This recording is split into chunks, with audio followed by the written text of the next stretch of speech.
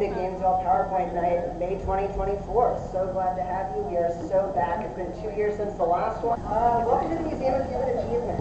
We want you to feel safe here. If you're feeling unsafe, find someone in a yellow lanyard and we'll make it right. Also, take note of this number. Feel free to text that number at any time if you're ever feeling unsafe at one of our events. Museum of Human Achievement is a radically affordable artist space, and you are in it right now. Donations, y'all. We survive off of donations. Make that happen, please. You can donate at the bar and get a beverage for your donation. You can donate at the front table and get a sticker for your donation. You can get a sticker anyway, but we would like it if you donated too. Speaking of donors, Mighty Coconut is one of our sponsors. Devolver Digital is another one of our sponsors. Yeah. Okay. And perhaps you. Yeah. BEANIE games, y'all. You too can be a part of this. What does that mean? Well, you can volunteer. Anyone you see in a blue lanyard is volunteering tonight. Thank you so much to our volunteers.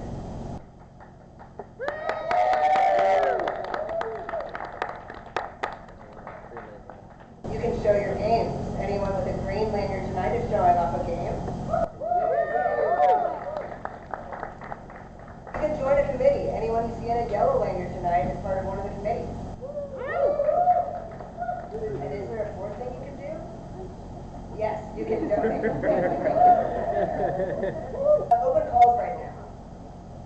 We've got open calls for, very small on the screen, board game night. That's coming up. The closing for that is coming up very soon.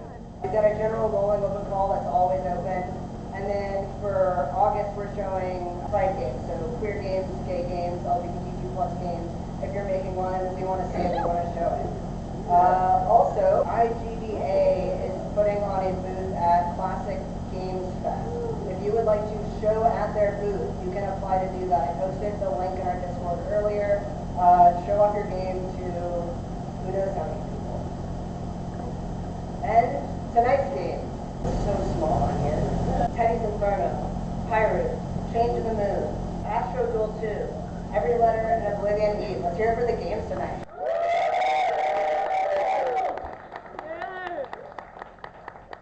And then also showing tonight, we've got our Game of the Month, another Craft's Treasure, and the Welcome to the Homepage site, Meet Me on the Deep Net. Let's hear a round of applause for them.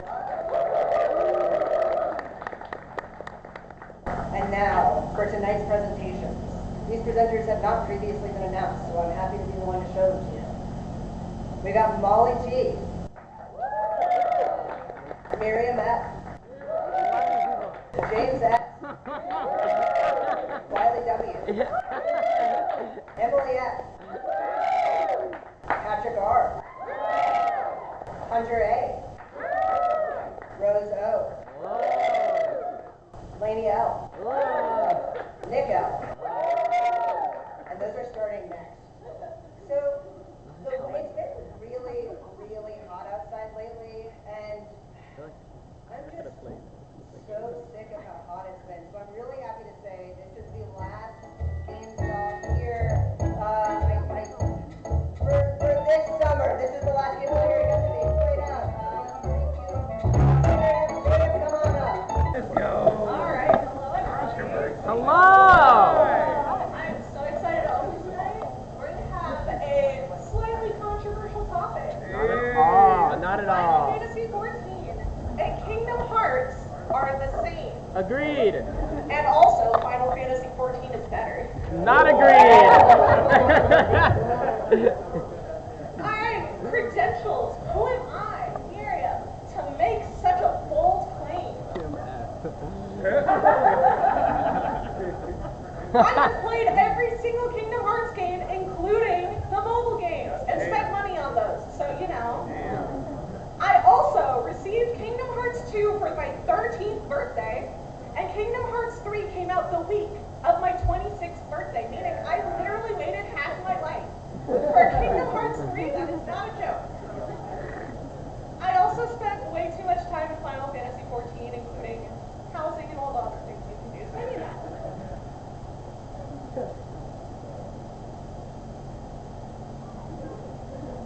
Have you heard? A critically acclaimed Final Fantasy XIV free until level 7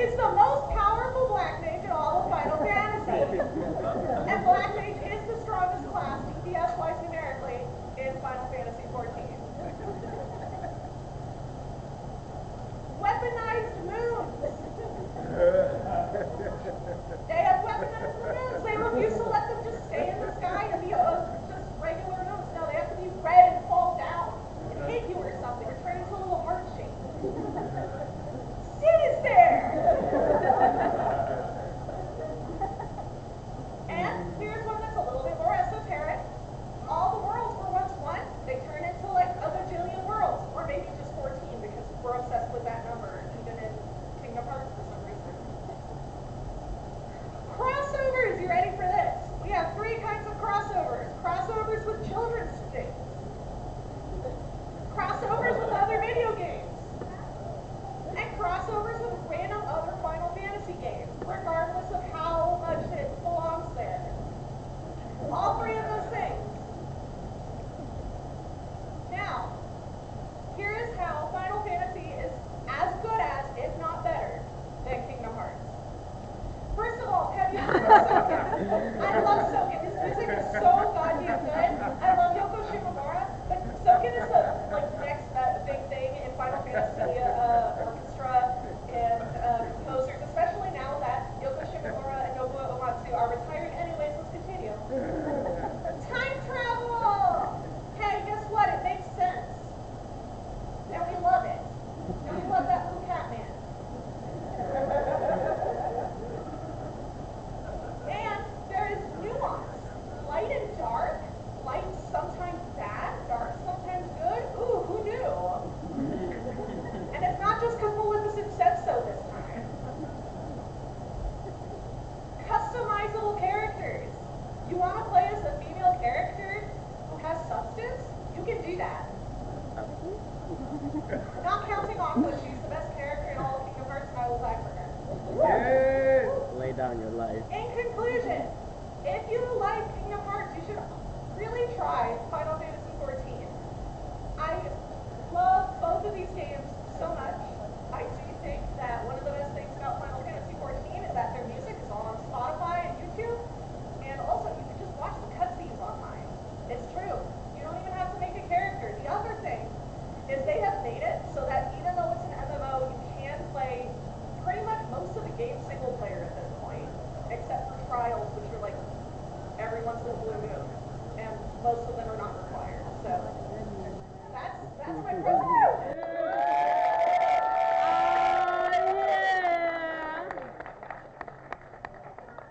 My name is Dr. Dicker from Coby Studio. I'm here to present the theme Always Sucks, a taxonomy of game jam themes and various coping strategies.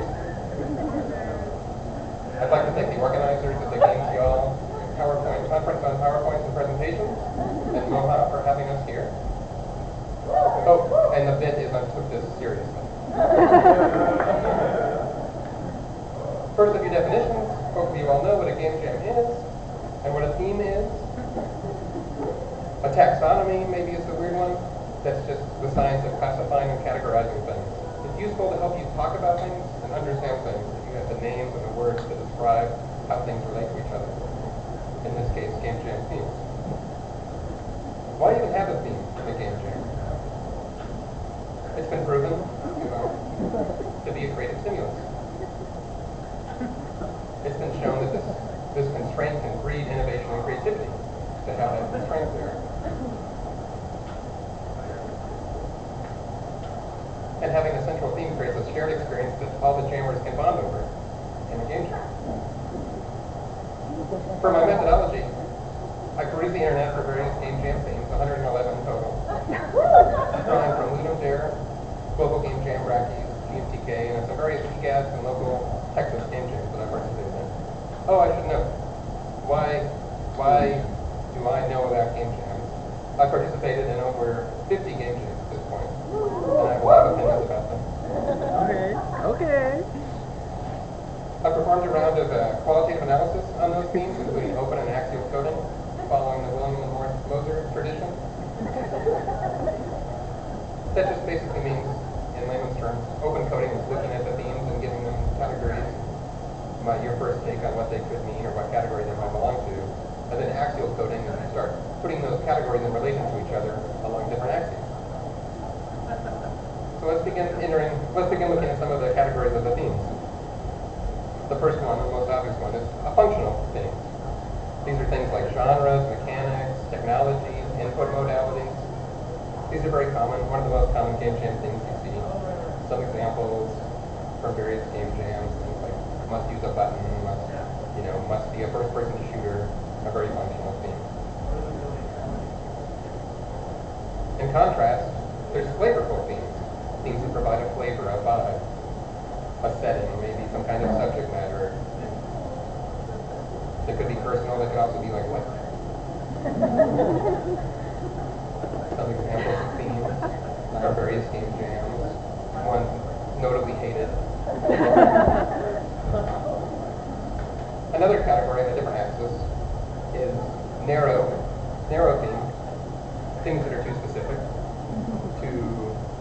They're long phrases. They're pitches. Yeah, somebody's coming with a good idea for a game, and that's the theme. It's not a good idea for a game. We're going to make this good idea. You see that a lot in Ludum Dare themes. A lot of global game jam themes are very narrow. Yeah. We don't see things as they are. We see them as we are. That's a global game jam theme a few years ago. The opposite of narrow themes are broad themes. Themes that are very big, ambiguous, wide-reaching. They're very open-ended. They could just be a style, or just like one word, or a picture of a cat. Or it was a snowman, actually. Or Ludum Dare, I forget which one.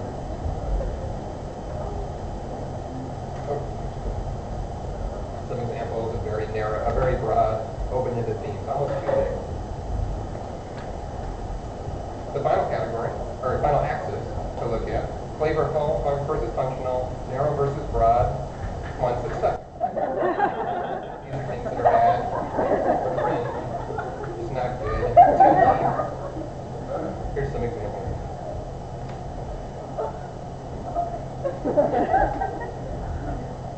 Again, a pitch is a game, a pitch is a concept.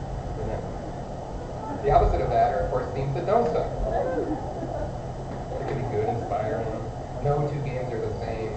Like the dream of a game jam organizer, I would think. I couldn't find any examples.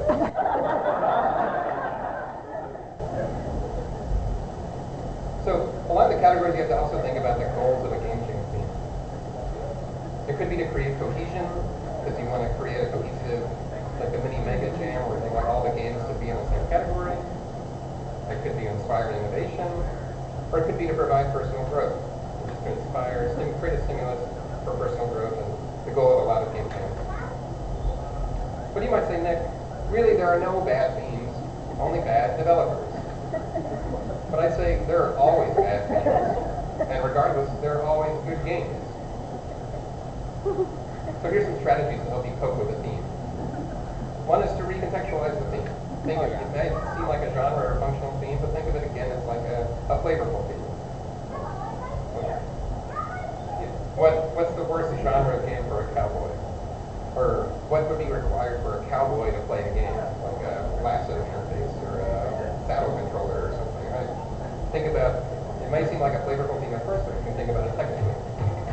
Oh shoot. Okay, try hard.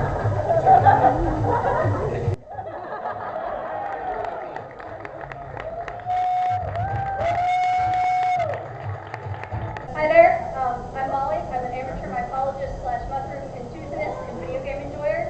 This is an abridged version of a much longer presentation where I tried to painstakingly identify all 15 varieties of mushrooms in Tears of the Kingdom. Abridged? Since I only have 5 minutes, I will be going over my favorites. Here's a vocabulary slide. I don't have time to go over all of it. I'll just hit those big ones. Cap, top of the mushroom, site, stem of the mushroom, gills, the gills of the mushroom on the underside, that's where the spores come out. Spores are the reproductive part of the mushroom. That's how they reproduce and spread. Fruit body is a fancy word for mushroom with the ball on the slide here. Partial veil or skirt is the ring that you sometimes see around the stipe of the mushroom. First, some disclaimers or assumptions I'm making. In mycology, a major identifying factor of a mushroom is spore color. You can see there a picture of a white spore print. The only mushroom that has a canon spore color is the pushroom. None of the others do, and without that, it's a lot harder to identify. Me personally. Second, Hyrule is not Earth, so I'm just finding parallels or approximations, or comes from life, etc. I'm having fun. Third, ecology, where fungi grow, is also a major identifying factor of fungi. It is not consistent at all in games. This makes me insane. First, I want to talk about the Hylian shrew. Looks a lot like the Mario mushroom. It has a convex tube. Oh god, I can't see my slides. Look at what's behind it. There's a big one behind you. The clock's Convex ticking. tube, flat red orange cap with pale spots. It's very smooth, thick white gills attached to the stipe. It has off-white flesh.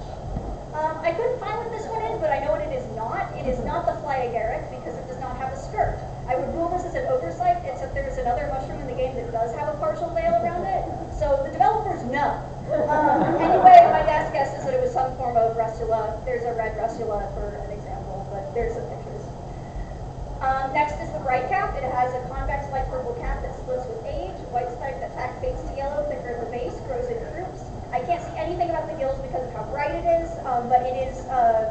bioluminescent. Given the importance of bioluminescence as a descriptor, the purplish color growing in clumps, I'm pretty sure that Brightcap is based on Omphalocus japonicus, aka the Tsukiotake.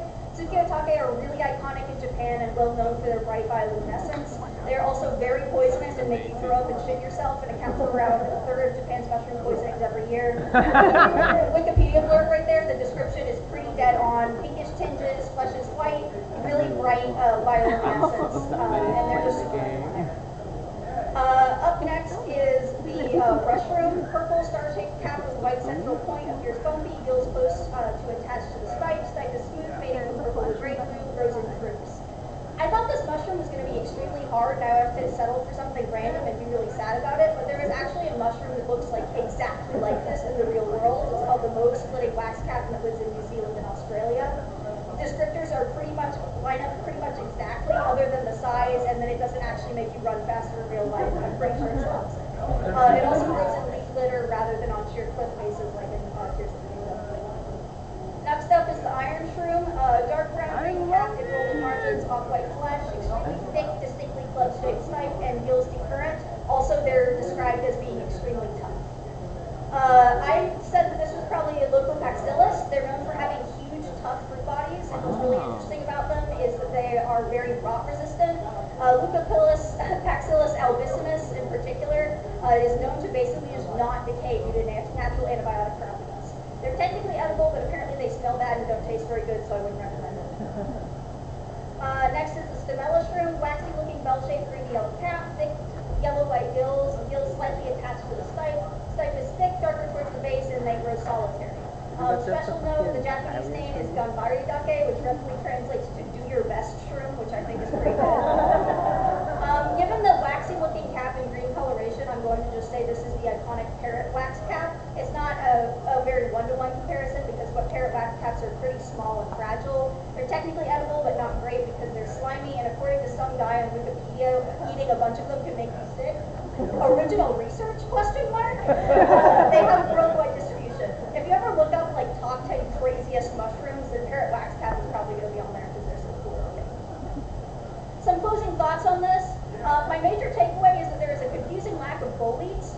Bolete is like a categorical term for mushrooms that have a cap and stipe with pores instead of gills. There's no stinkhorns either, which is weird considering stinkhorns are eaten in Japan pretty commonly, especially the silly guy with the like skirt, the big cage around him. I also find it's weird that there's only one type of mushroom in the game that has a veil on it. Veils are a pretty common feature of mushrooms. Like imagine making a bunch of fantasy creatures and then only giving one type of them tails. Like it's like, you could do that, but there are tails everywhere. Also, quick plug of the Central Texas Mycological Society. If you like mushrooms, go hang out with them, they're cool. Thanks for listening. I hope you learned.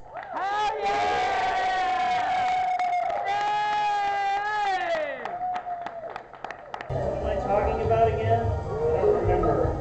Hi everybody, I'm Wiley. I was one of the previous operators of Fantastic Arcade back in the day. I'm not a professional game maker. I was doing event stuff for a long time, and I decided to take way too long to go off to school and learn how to make my own projects and tinker.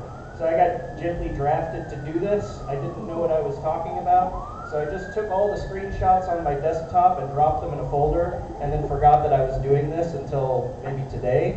So let's see how it goes. So it looks like I named it Didactic GAMA TILEMAP EVOL, which of course we are all familiar with what that means. This is, the last maybe year and a half, I've been working on games that all use this character set, which is a sort of like a bunch of tiles that I made. So all of the visual stuff and the game-like art that I've been making have used these symbols, glyphs in different ways. So I started doing this when I was in school. See if my sticky, sweaty fingers can. There we go. Yeah, so I did a 3D VR game that had a separate 2D component. And so I went down a bottomless rabbit hole of trying to decide what a 2D game interface would look like from sort of like an imaginary world. Instead of just making it be pixel art, I lost my mind instead. I started thinking a lot about, I was really fascinated with, when I was a kid, the Atari 2600 had, if any of you guys have played with this horrible device and hurt your hands on it, you played it on a CRT. It had a higher vertical resolution than a horizontal resolution, so you ended up with these sort of logical pixels that are wider than they were tall. And I really like those because they remind me of a lot of textile art. Like, I think this is some Ani Albert's textile art, which I find to be really beautiful. I was also thinking a lot about, play a lot of like roguelikes and Dwarf Fortress and these games that have these like DOS character sets, the CP437. If you've ever played like any ZZT games or old Dwarf Fortress, they would basically use like ASCII characters to symbolize things on a map. And I got really fascinated with the period of time in like late 8-bit computing where these custom character sets that these computers have eventually all got rolled into Unicode and were given like semantic meanings and stuff. So I think this is the ZX Spectrum 80 tile set, which is the first computer I ever had. And it sort of like included these Tetris blocks and like dither blocks along with letters and numbers, which allowed for some like really simple drawing on the screen. So the first thing I did, I came up with like my own little animation program that used this sort of set of blocks that I made for this imaginary computing device. That was a dumb idea. That was hard. It broke. I eventually found there's a really great free program called Tile that if any of you guys are, probably a lot of game developers here have used it. I ended up switching to that, but I had a lot of fun doing these sort of like animations with these tiles that I had made where I imagined like a kid had drawn the tiles on graph paper with a pencil, so they have this sort of like a pencil sketch quality to them. And I had a lot of fun like drawing monsters and stuff with that, glyphs. This I think was supposed to be an animation. The first thing I did with this was I made a dungeon game that used genealogy data to turn your family into a dungeon. So every person in your family becomes a room in this horrible dungeon that's filled with monsters and feces and darkness. I don't know what y'all's families are like. This is what happened with me. And it's perhaps better not to be seen. This is it may be better not to look at it, but if you want to go check it out, it's not fun. None of the things I've been making for the last year are fun. Oh my gosh. But it's mudroom.rip is the place where you can play this. Actually, here's a little picture of what the interface for that looks like. So I was doing these sort of drawings of these rooms that have like one tile worth of height, which became interesting. Since then, this is some standard tile stuff in Unity. This is kind of what I've ended up with in Tile. You can see there's my little palette. I do a lot of drawing and animation with it, but then I also, I've gone crazy and like given every one of these characters in this set a name and like this sort of fake Unicode. I have a giant scroll that I've printed out of it. Sorry, Mom. Sorry, Dad. Yeah, so this, I started getting into like kind of complicated drawings of imaginary video games because it's much easier than making real video games. And then I got into using this algorithm called wave function collapse to analyze the things that I had made and spit out infinite numbers of these sort of like sci-fi cities made with these tiles. So now I'm working on an actual video game, which I'm imagining is probably broken because I haven't seen anybody messing with it, but I've got it running on the car computer over there. It's roguelike. I'm using ROT.js. If any of you guys are roguelike developers, please talk to me. It's hard. I don't like it. I'm mad. Yeah, and then I've also been doing a lot of like weird processing generators. This is an infinite abyss generator that makes these horrible cliffs. Yeah, and I have a whole set of maybe about 10 or 12 things that I've made on that one that are labeled DIDAKTIK GAMA. Thank you so much for suffering through this with me.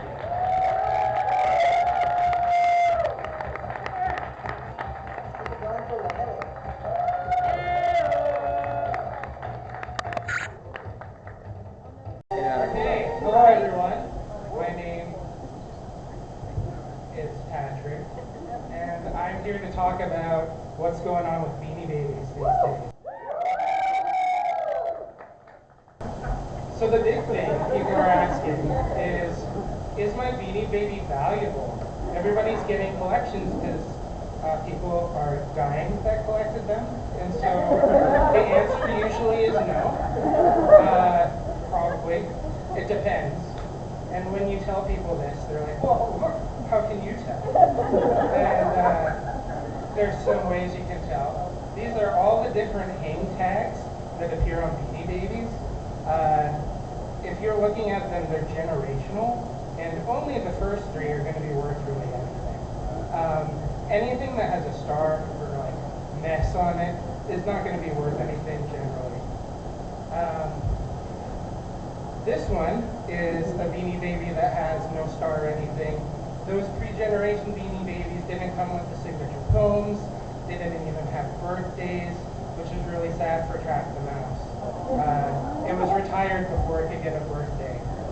But if you have a mint one, it's worth a lot of money. And so that's very rare for that to happen, and there's lots of counterfeits. And we'll talk a little bit more about what's going on. So a lot of people, when you tell them that their Beanie Babies aren't worth anything, say that they've got a lot of research that they've done, and they like to bring up eBay, but the problem with eBay is it's wrong all the time. There's an example here of Plot the Crab. He's a tie-dye crab. He was released with 2 tag variants, but at most he'll be worth $5. Plot the Crab has sold here for almost $5,000. But if you look at it, the sales kind of have some weird triggers for the flags here. First of all, somebody bought it, but then they relisted it, which means that they didn't actually pay for it. They just kind of bid on it for fun. The other thing is you can see that some sellers have like no sales. So if you go to the Facebook group about collecting Beanie Babies, they say they're laundering money for drugs. You can also tell if you're looking at, like, it only has 1 bid for $4,500. That also is drugs. You can also tell if you just look at the other listings that it's usually $5 that you're going to get for these. But a lot of people know about the Princess Diana commemorative bear, and also Hallow the bear with the brown nose. So that's Hallow, and this is Princess.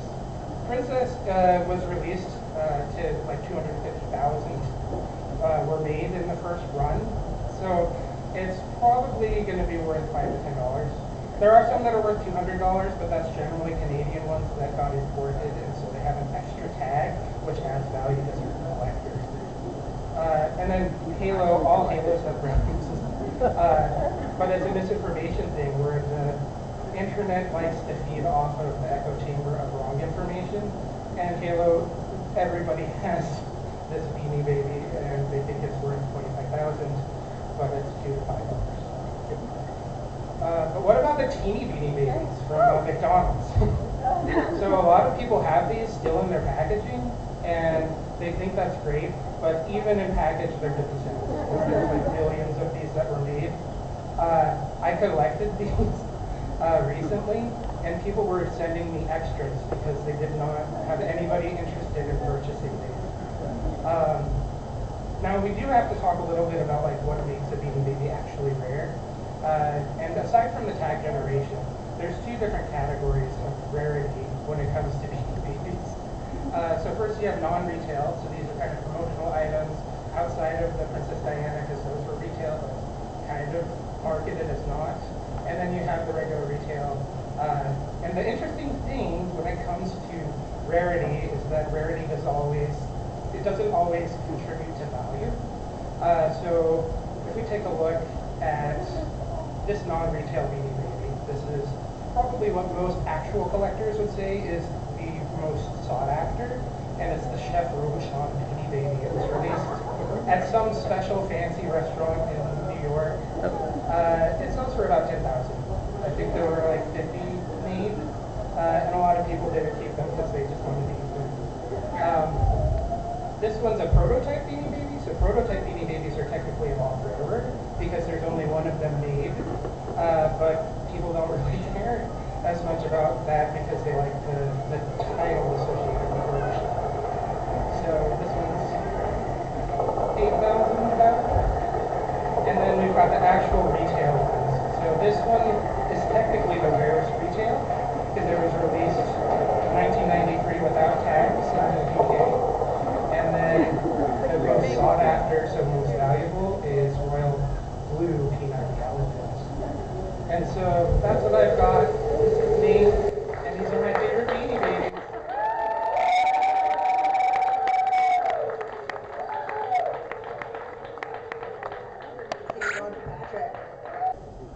Hello everybody, my name is Hunter J. Allen. I'm an amateur games maker of the analog variety and amateur games player of the electronic variety. And I hope you all are hungry today. Back in 2000, Team Cherry made the perfect game, and no one has made a better game since, but they made one mistake. There's nowhere to eat in Hallownest. I plan to fix that today. Come on. I know what I'm doing. I believe in you. You're doing great, sweetie. All right, what are the two things we know about this little fella? The knight. Well, we know one thing. He's very busy. He's all over the kingdom, and he's very empty, which means this little guy needs some food fast. We don't have time for a nice sit-down restaurant. Take your Applebee's and your Chili's and throw them away. We only have time for fast casual, which means we're going to be going into where they are. First, we're going to be going by region. First, a few little honorable mentions. The Mantis Village, of course, houses Arby's, as you would if you were an apex predator. The Hive has Dutch Bros. It's filled with sugary goodness, and they're always busy trying to get things done. And the Abyss hosts Papa John's, because just like the Abyss, we're never to talk about what happened there. So, dirt mouth, the best little dirt in your mouth you can feel. This is the opening area, the Hollow Knight, and being the opening area, the fast food variety that you can find there. Pretty basic. You got your Pizza Hut, because this is the town with the most huts in the game, and your Wendy's, just your standard old-fashioned hamburgers. Of course, we go a little underground to the Forgotten Crossroad, the nice little suburbs and little winding passageways of Hallownest. What do we find there? Well, you're going to need something very on the go, and you're going to need something to share. The little town is located at the bottom. So, of course, we got Freaky Fat Subs from Jimmy John's, and we got Domino's Pizza, a nice shareable pie. Of course, we make our way over to Green Path, the nice rural vistas, the nice sweet overgrown paths. It's real rural out there, it's real overgrown, and anyone who has ventured far beyond our sweet mother, Interstate 35, will know that out in the boonies, you can find a lot of Dairy Queens, and you can find a lot of Culvers. Of course, if you make it all the way over to Fog Canyon, what's that smell in Fog Canyon? Fog Canyon, thematically, is a weird place. We don't quite, it feels like it's taking things from a couple other different places, but the one thing you can tell about Fog Canyon is it's very humid and it stinks. But the stink, of course, I had to get Subway. What other fast food joint has a smell like Subway? And of course, Panda Express, because Panda Express was at my library in college, and the Fog Canyon is home to the library. Oh, there's a lot of these. The City of Tears, Bright Lights Bug City, baby. We're down here in the real place. This is where all the bugs gather. This is the New York City of bugs, baby. And of course, what do we find in New York City of bugs? Well, it's a pretty large place, but what we will find there, we will find a Panera Bread to sort of represent the hoity-toity, rich, highfalutin nature of down south City of Tears. And up north, of course, we have the Soul Sanctum, where the bugs try to live a little too moss, as you'll see with Taco Bell. And of course, we have the fungal waste, mushroom, more like a whole mush area. Of course, filled with mushrooms, filled with toxins, filled with gross little guys.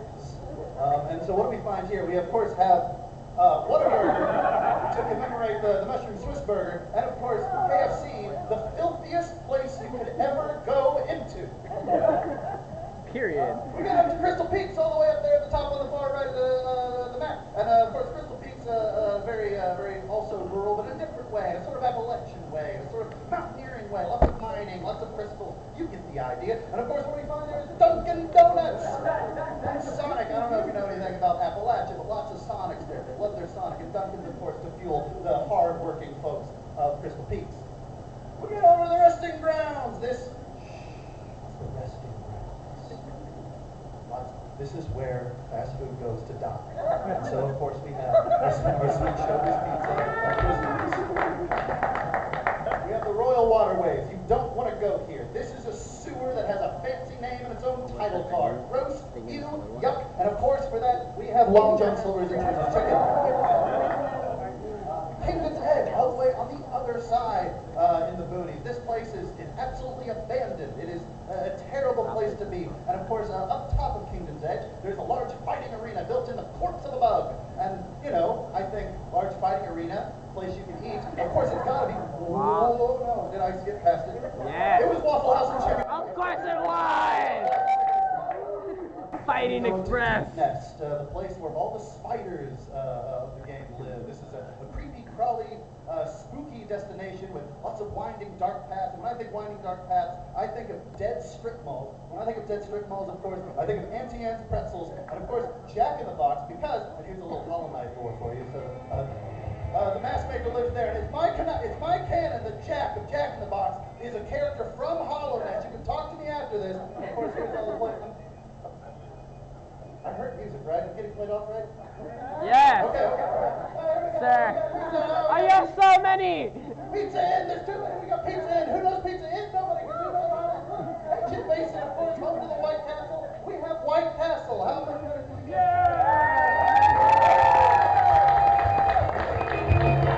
My name's Emily, and I love cooking with my microwave, and I want you to love cooking with your microwave too.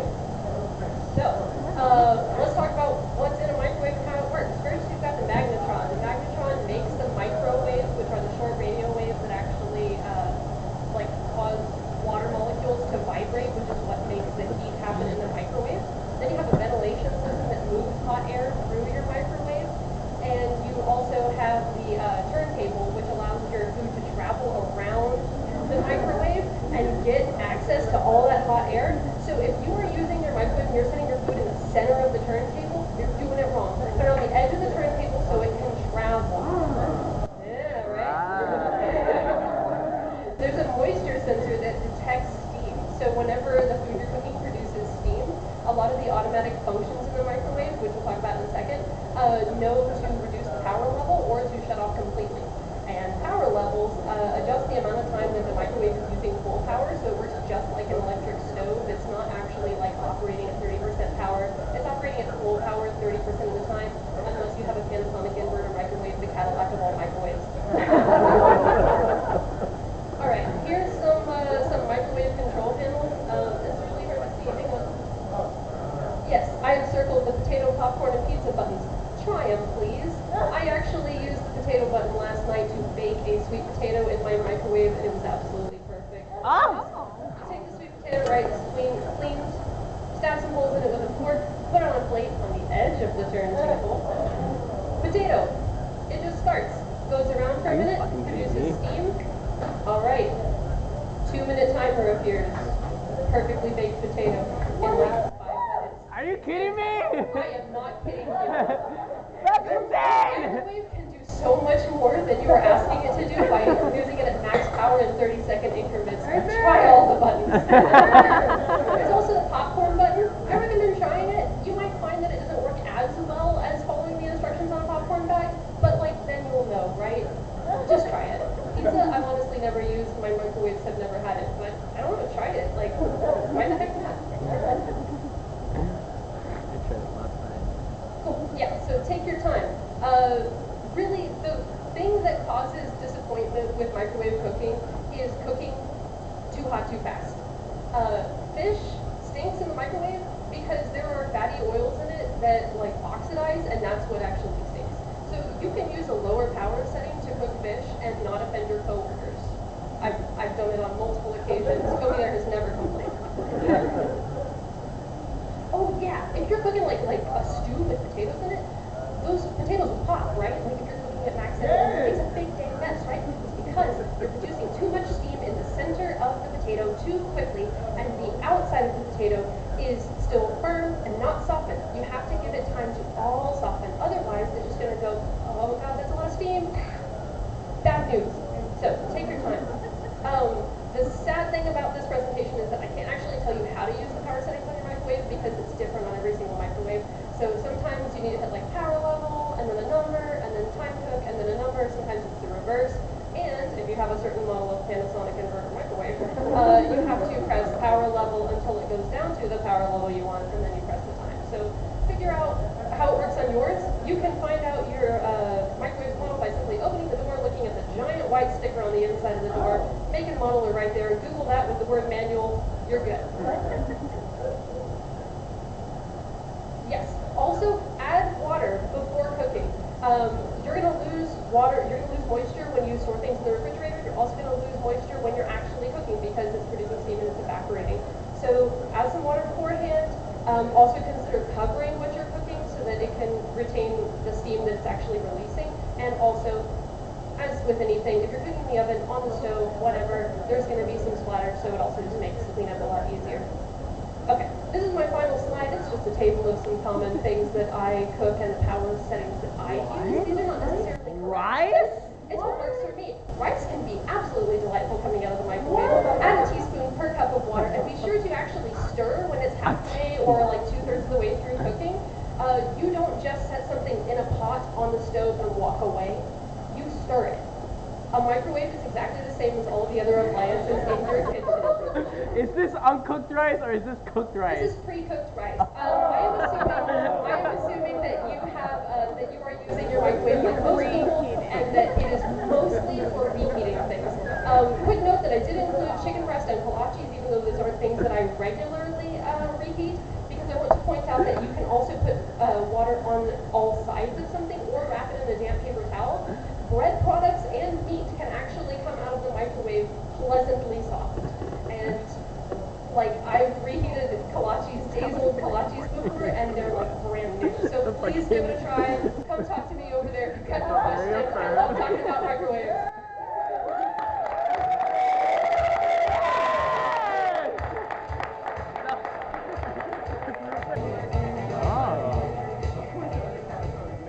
Hello everybody, how y'all doing out there tonight? This is my talk, a better way to think about vectors for game devs, because vectors are very important and we do a very bad job of teaching people. So, who am I? I'm Rosat. My occupation is a hobbyist programmer. I've been doing this since I was about 15 years old, and I've just been kind of fiddling with things. But my background with the subject of vectors is I kind of gained my knowledge just from trying and failing and figuring out what happens. So I don't really have a grounded basis until I started taking math classes, which is sort of a new development. So, how do we talk about vectors right now? Well, we use them kind of in two different ways, and we use them, and they don't have any overlap, right? As you can see at the top right there, we're setting the position of something using a vector, but with the velocity, we're using it as a direction. What's that all about? How are they the same? That's kind of what I'm going to clear up. So if you're a beginning game dev, then the answer you'll get for what is a vector is it's a position in space, right? You set the x-axis, set the y-axis, stick a little dot right there, and that's your position. However, if you're in mathematics, or venture outside of game dev into mathematics, it's direction. It's a ray with a magnitude and a direction. But it's still the same numbers inside. What about that is magnitude? What about that is direction? Is 2 a direction? What direction is 2? And so what are they? Are they the same? Are they different? Like, what?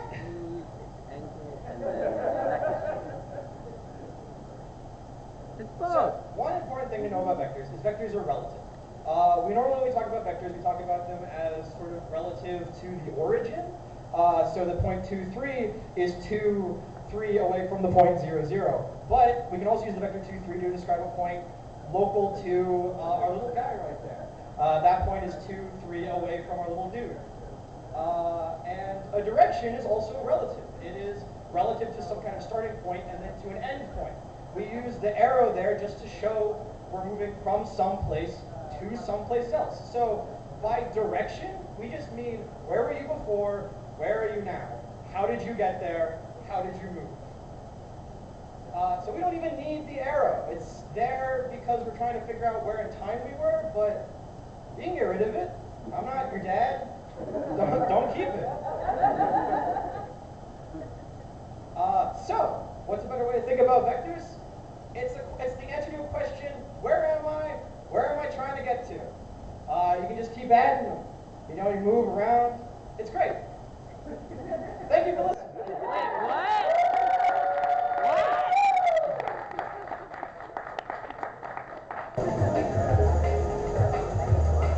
Hello, everyone. So today I want to share a project that I've been working on for a long time, for this whole year, and I will hold it up. Oh man, the button fell off. It'd be great if you could give me some oohs and ahs.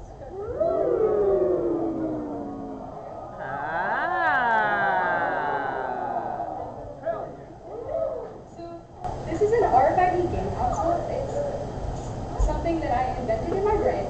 It's a game console built with a Raspberry Pi with an RFID element, and it plays a rhythm game about a girl band. And how it works is there are different RFID cards that have different girls as data on the cards, and you can scan them into the game to play as them. A little intro to me. Hi, my name is Lainey. I am a rising senior in high school, and I love games, and that's a picture of me in elementary school at California Extreme playing pinball.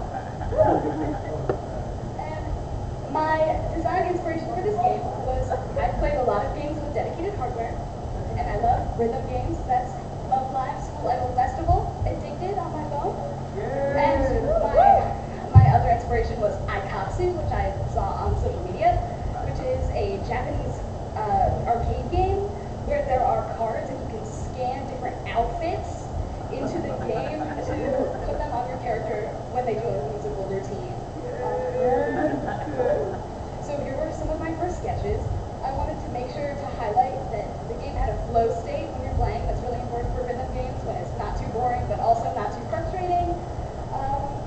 And you can see I've got a win state, a plan state, and then also a turbo state when you get all your points.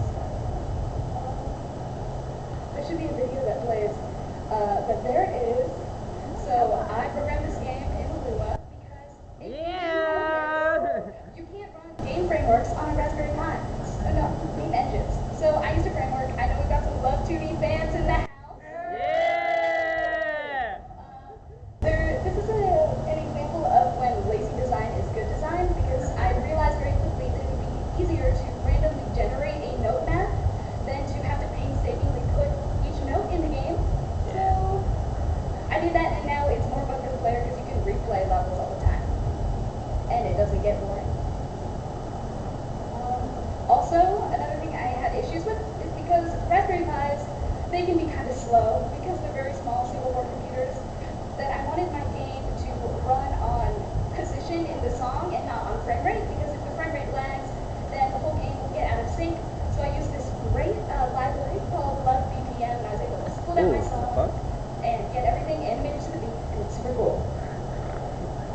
Here are some of the electronic components. I started by putting everything on a breadboard, and you can see I have my RFID reader, 2 buttons, and then I was finally able to solder it so it fit in my case. And then here's just a cool example. How much time do I have left? I want to know if I can show this. You're good. You're good. Okay. This is Faraday's law of electromotion, and as you can see, one coil is connected to power, the other is not, but when they get close enough together, it will power that LED. And how that works is that first coil creates a magnetic field that creates an electromotive force in the second field, and that's how RFID works. So that way you can have these wireless cards go into the game. I very quickly found out that there are no libraries that connect RFID to Lua, so I wrote a Python script to make that work. And then I used sockets to connect those. And then my final step was designing the case, which I designed in Shaper 3D.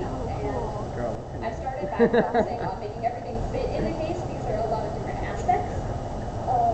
And then I thought a lot about ergonomics because I did get carpal tunnel syndrome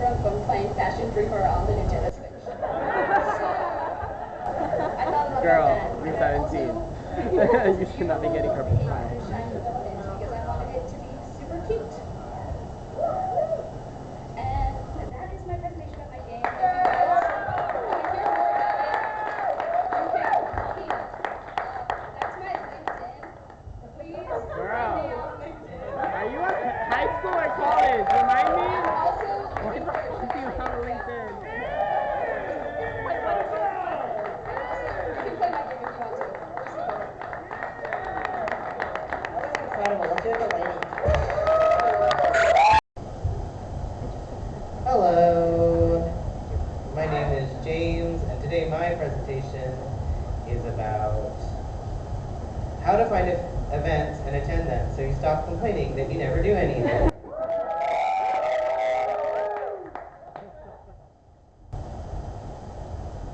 Who is this presentation for? Why, it's for you. It's for anybody who has complained that you never know what to do or where to find cool events. It's for all the homebodies. This is as much a how-to on motivating yourself to attend as it is a guide on where to look for said events. You may ask yourself, why should you trust me? I'm not your dad. You have 3 reasons to trust me. 1, I am a certified homebody. I love to be at home and I love to be in my apartment, which are the same thing. And yet, I go to events like this one. And now, the 3rd reason you should trust me, which is the biggest reason, this is literally my job. I work for the Austin Chronicle as the editor of the Austin Chronicle calendar and the queer section. It's literally my job every week to curate a calendar of events ranging from gay stuff and non-gay stuff for our local Alt Weekly. I didn't know there would be kids there, so just know it doesn't say stuff in the regular version. Let's talk action plan. First, what do you like? Consider your interests and hobbies. So bad. What do you enjoy doing in your free time? This is literally. I know you're all gamers, so you like to play videos games. But what else do you enjoy? As a test case, we're going to use me.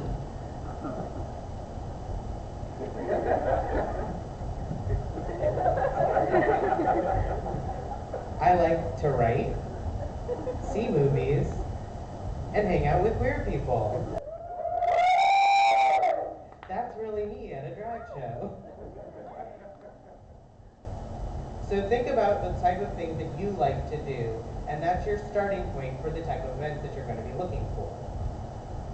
However, there's another thing that you should think about. What are your social limits? There's only so much socializing that any one human can handle. And I would say there's about 3 essential questions that you should ask yourself when considering that. Again, we're going to use me as an example. First, consider your party size. Let's, sorry. So, when it comes to writing events or movies, I'm more interested in going solo. But I won't say no to 2 or 3 friends joining. However, if I'm going to a queer event, I like it to be a big crowd. I like to get my friends coming with me. Another thing you should consider is transport.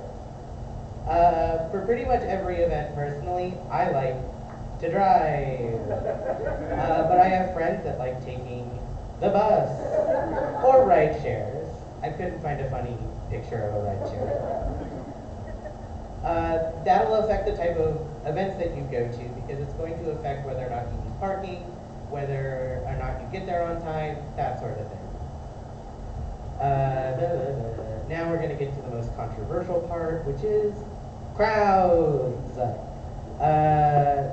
Again, I'll be the test case. I love an intimate affair, but when it comes to queer events, I prefer a crowd. I don't know if you can see very well, this is the crowd of Zion from the Matrix. I like when a crowd is big at queer parties, but when I go to writing or film events, I'm more partial to small groups. This wasn't a good picture, I just couldn't find a small group. You'll probably find that different event genres are going to inspire different comfort levels for you, so just keep that in mind while you browse social calendars. Okay, now we've covered the initial steps. Now we're going to talk about actually finding stuff to do on calendars. I recommend for the amateur event enjoyer finding curated social calendars. These are often made by people whose sole job it is to curate these calendars. But there's also lots of cool people who just do it for the love of the game. Here are, in no real order, a bunch of places I look to when building both my personal calendar and the calendar that I get paid the medium bucks to create. Austin Public Library. QT Calendar Austin, which is a smaller Austin-based calendar. It's one person who does it. It's great. It's a lot of queer events, but they also gather information on every queer social group. So like Austin gay basketball, all that sort of stuff, as well as gathering civic events that have to do with queer bids, you know.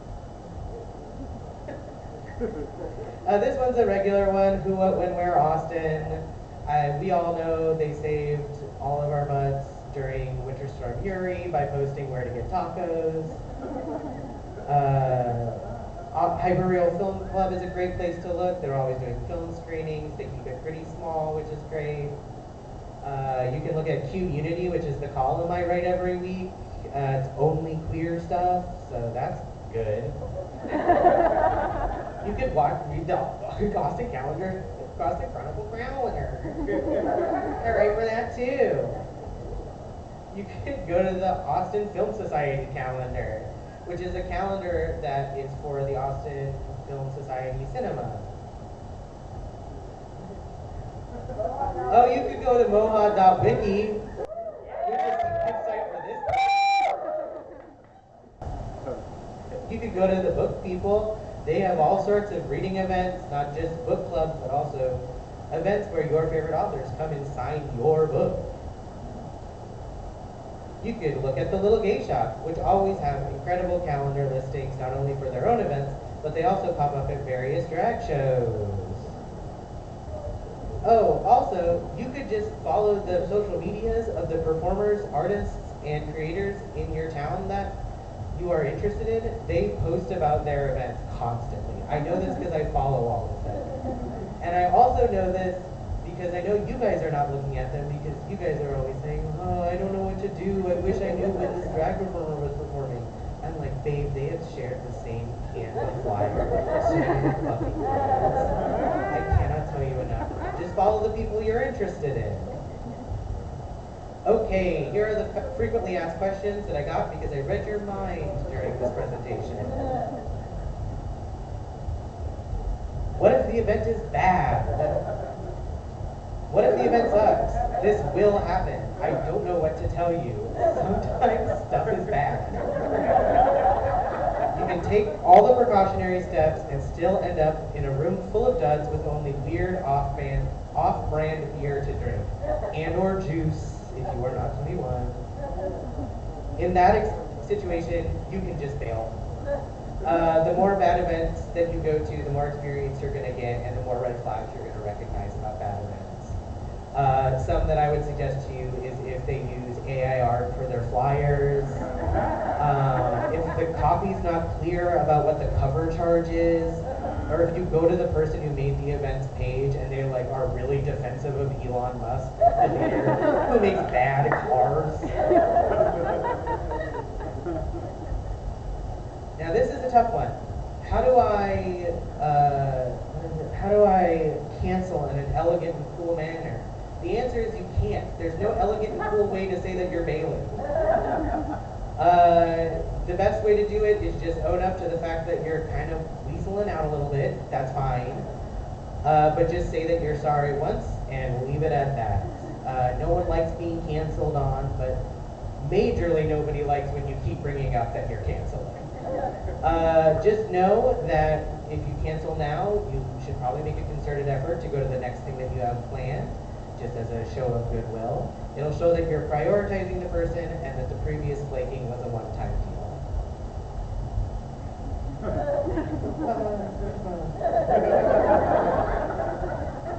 But what if I am broke and mobs fly out of my wallet? Well, bro, I hear you. I am also broke, although I'm more in the like slicing a bean paper thin type of broke. Here I suggest you be strategic in what you attend. Save big money sucks like clubbing and beer hopping for payday. Any other time, I'm gonna say look for free stuff. And let me tell you, there's plenty of free stuff to do. In this very art collective, every first Saturday you can go look at all of the galleries and the artist studios for free. And they also have free drinks. Now, are the free drinks just Tea Betty vodka and Waterloo? Yes. Okay, sure, but it's free. What do you want? The Blanton downtown has free admission on various weekdays. You can go see art there.